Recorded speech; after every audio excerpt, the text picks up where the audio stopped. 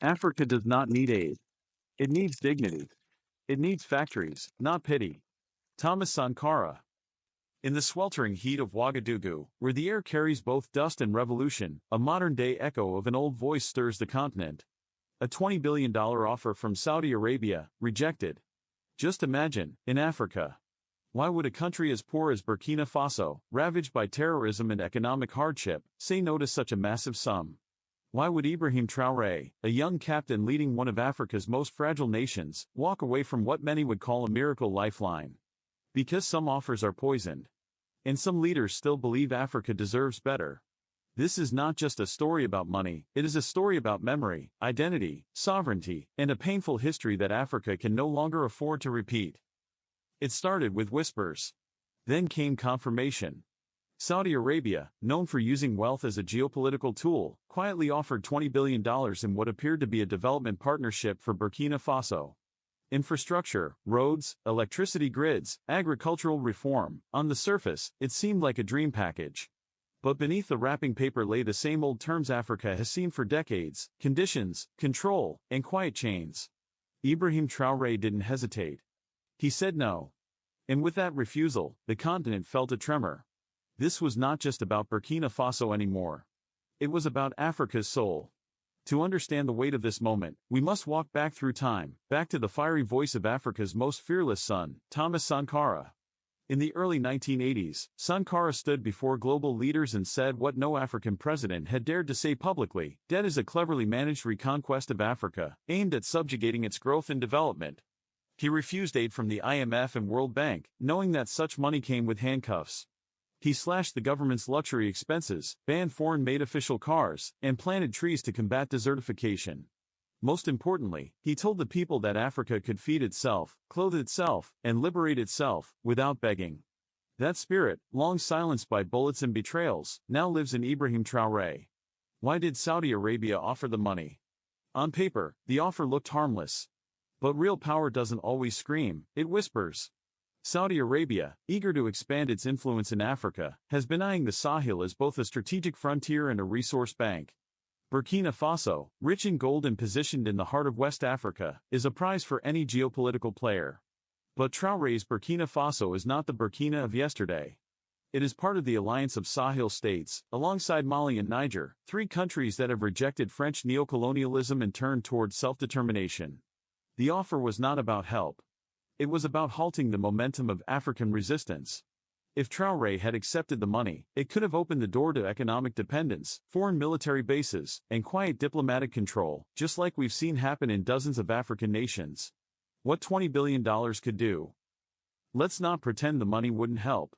Burkina Faso, from Congo to Ghana, from Senegal to Zimbabwe, we've seen the same cycle. They give us loans. We use the money to build. Then we can't pay back. Suddenly, foreign consultants flood our ministries. Military advisors arrive. Contracts are rewritten in secret. Natural resources are quietly signed away for pennies. By the time the people realize what's happening, it's too late. The debt is permanent. The sovereignty is gone. That is why Sankara called foreign aid a new form of slavery. And that is why Traoré said no. Because $20 billion could help Burkina Faso for 5 years, but it could cost Africa 50 years of independence. Before we proceed, here is a reminder to like this video, drop a comment, and please subscribe to our channel so that you can get more videos like this. Let's be honest. In many African capitals, this offer would have been accepted in seconds. No debate. No scrutiny. No concern about long-term consequences. Presidential jets would be upgraded. Lavish infrastructure deals would be announced. Media would praise the visionary partnership. And the people, still poor, still hungry, would wait for the aid that never truly arrives. Why? Because too many African leaders are still chasing short-term political survival over long-term sovereignty. They fear elections more than exploitation. They fear the loss of Western favor more than the loss of national dignity. But Traoré chose differently. Like Sankara, he chose legacy over luxury. Make no mistake, this rejection sent shockwaves far beyond the Sahel. In Washington, eyebrows were raised. In Paris, frustration simmered. In Riyadh, plans were redrawn. Why? Because Traoré's defiance threatens to inspire others. If one of the poorest countries in Africa can reject billions, what happens when others follow? What happens when the continent starts believing in itself again? This is the nightmare of imperial powers. This is why they funded coups, backed dictators, and killed revolutionaries. Because the greatest threat to their dominance is a united, self-sufficient Africa. Africa doesn't need aid, it needs industry. Let's be clear.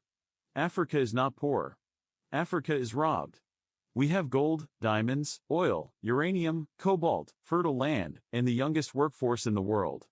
Yet we are told to beg for development. Why? Because for centuries, we've been taught to depend, to wait for loans, for grants, for favors. But those days must end. Instead of $20 billion in aid, imagine $20 billion in African-owned factories. Imagine value-added industries, solar grids, green tech, medical research centers, owned by Africans, run by Africans, benefiting Africans. That is the future Traoré envisions. That is the Africa Sankara dreamed of. The sacrifice of saying no. But let's not romanticize the resistance. Saying no comes at a price. Sankara paid with his life. Traoré faces constant threats, from both inside and outside his country. Western media call him authoritarian. NGOs question his democracy. US call him juntas, French call him ungrateful, the oppressor call him military dictator, but we call him a leader, his excellence, example of great leadership. Intelligence agencies watch him closely. And yet, he walks forward. Because real leadership is not about popularity. It's about protecting your people, even when it's hard. It's about saying, we will struggle, but we will struggle with dignity. So now we ask, would Africa be free today if more leaders had Sankara's courage and Traoré's backbone? What if Mobutu had rejected IMF loans? What if Nigeria had invested its oil wealth in domestic manufacturing? What if South Africa had embraced full economic liberation after apartheid and land distributions? What if DRC Congo could have nationalized all copper mines as Zambia did? What if every African country said, no more aid, we demand fair trade? These are not just hypothetical questions. They are calls to action. Because the choice is still in our hands. Traoré's decision is not just political. It is psychological. It tells the African child that we are not helpless. It tells the African worker that we are not charity cases. It tells the African diaspora that home is rising and they are welcome. We are not poor. We are powerful. But only if we choose to believe it. Only if we dare to resist easy offers and build hard futures. Will Burkina Faso suffer in the short term? Yes. Will Traoré be criticized? Certainly. But history will remember him not for what he refused, but for what he stood for. And maybe, just maybe, other leaders will start to follow. Maybe we will stop selling our future for a loan today. Maybe we will remember that Sankara was not a dreamer, he was a map. And Traoré is walking that path. And now, Africa must decide, will we walk with him? The world is shifting. Old powers are declining. New voices are rising. And Africa is at the crossroads. The choice is not easy, but it is ours. Will we keep begging, or will we finally rise? If Traoré can say no to $20 billion, what can you say no to? Let's continue this conversation, Africa. The future depends on it.